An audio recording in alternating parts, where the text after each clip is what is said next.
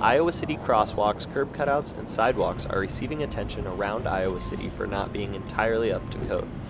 A larger issue, though, is the limited number of wheelchair-accessible apartments and dorms near the University of Iowa campus.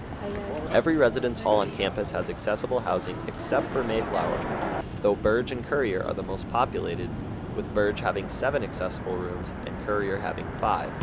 The problem is that many students in wheelchairs, just like anyone else, don't want to live in the dorms all 4 years. Iowa sophomore Hannah Sawyer talked about her reasons for wanting out of the dorms. That's like the main reason why I want my own apartment, so I can like cook my own meals. Sawyer said she has been unable to find an apartment with a roll-in shower like she has at Burge. She said she looked into living in Centerstone, a university apartment that is wheelchair accessible, but there was only one accessible room which was already occupied.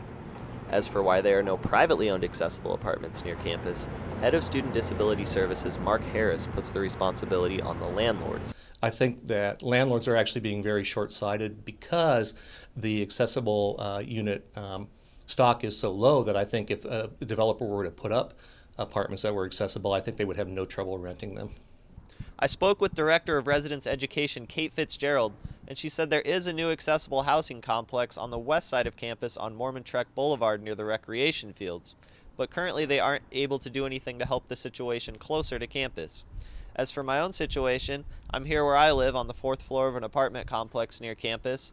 If you look behind me, you can see that we had to build a ramp to get into the door, so it's not technically handicap accessible, but it was the best I was able to find.